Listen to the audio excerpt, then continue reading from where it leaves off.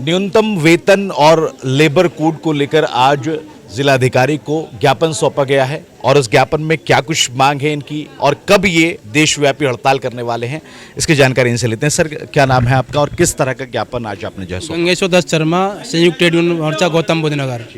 आज trade union ने संयुक्त रूप से डीएम कार्यालय सूरजपुर पर प्रदर्शन करके सरकार को ज्ञापन दिया है।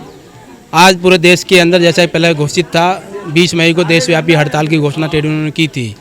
मजदूर विरोधी लेबर कोडों को रद्द कराने के लिए, न्यूनतम वेतन 26,000 रुपये कराने के लिए, न्यूनतम मासिक पेंशन जो 10,000 रुपये कराने के लिए, स्कीम वर्कर को जो स्थायी कराने के लिए, ठेका श्रमिकों को जो है स्थायी कराने के लिए कई सारी मांगों को लेकर के देशव्यापी आज हड़ताल थी।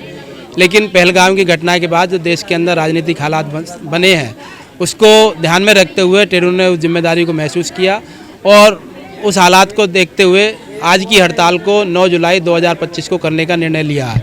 उसी संदर्भ में ट्रेड यूनियन ने पूरे देश के अंदर आज विरोध कार्रवाई का आह्वान किया था। जिले के और प्रदेश के सभी जिला मुख्यालय पर प्रदर्शन हुए हैं, राजधानी पर प्रदर्शन हुए, विधानसभा में प्रदर्शन किए गए हैं और दोबारा से सरकार को हड़ताल नोटिस दिया गया है कि सरकार मजदूरों की मांगों पर या तो बातचीत करके समस्याओं का समाधान करे, नहीं तो 9 जुलाई को पूरे देश का मजदूर देशव्यापी हड़ताल पर जाएगा, जिसकी जिम्मेदारी और जवाबदेही केंद्र और प्रदेश सरकारों की होगी। इसी संदर्भ में हमने जो है डीएम के माध्यम से आज ज्ञापन दिया है। कितने जो आपकी यूनियन यहाँ पे आपके साथ में शामिल हैं और जो आपने ज्ञापन सौंपा है उसकी समय सीमा क्या है? अगर पहले आपकी मांगे मान ली जाती हैं तो फिर आप देशव्यापी हड़ताल की जो टाइम रखा वो समाप्त कर देंगे? जी हाँ, अगर सरकार हमारी मांगों को मान लेगी तो हमें शौक नहीं है हड़ताल करने का, हम हड़ताल विड्रॉ कर लेंगे। 9 जुलाई का समय है, 8 जुलाई तक सरकार हमारी मांगों को अगर मान ले तो हम जो हड़ताल विड्रॉ कर लेंगे। और इस कौन सी मांगे? मोटी मांगे जो है, एक तो मजदूर विरोधी जो लेबर कोड है, 44 श्रम कानूनों को ख़त्म करके 4 लेबर कोड लेकर के आए हैं, उसको रद्द कराने की मांग ट्रेड यूनियन कर रही है क्योंकि वो गुलामी के दस्तावेज है। मजदूरों को दोबारा से 200 साल के हालात में पहुंचाने के लिए लाए गए हैं। उद्योगपतियों को पूरे छूट दी गई है, अधिकार दिए गए हैं और मजदूरों के अधिकार काटे गए हैं। साथ ही जीने लायक कम से कम न्यूनतम वेतन पूरे देश के अंदर 26,000 रुपये घोषित करने की हमारी मांग है।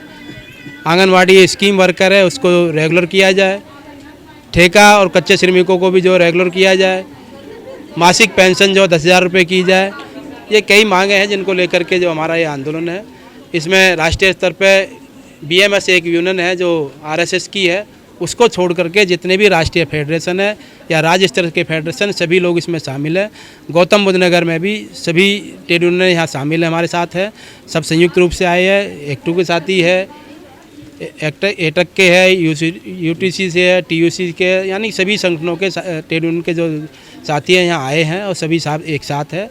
बीएमएस इस आंदोलन से बाहर है क्योंकि वो जो है बीजेपी का एक संगठन है, आरएसएस का संगठन है। उसको छोड़ करके बाकी ट्रेड यूनियन एक मत है, एक लामबंद है। बहुत सारे ट्रेड यूनियन यहाँ पर मिलकर एक ज्ञापन जो है वो सौंपा और कहा कि हमारी जो मांगे हैं यानी मजदूरों की जो मांगे उनको पूरा किया जाए। साथ ही साथ यहाँ पर एक टाइम जो है वो दिया गया है 9 जुलाई का, अगर इनकी मांगे पूरी नहीं की जाती हैं तो फिर ये देशव्यापी हड़ताल होगी। आज देशव्यापी हड़ताल का दिन था लेकिन पहलगाम की घटना को देखकर और देश के माहौल को देखकर उन्होंने अपने टाइम को जो है वो बदल दिया है और यहाँ पर जिलाधिकारी को ज्ञापन सौंपा है। अब देखना होगा कि इनकी मांगे पूरी होती हैं या फिर नहीं, या फिर से मजदूर एक बार फिर देशव्यापी हड़ताल पर जाएगा। कैमरा पर्सन प्रिंस यादव के साथ नाव नोएडा के लिए अफी हिंदुस्तानी।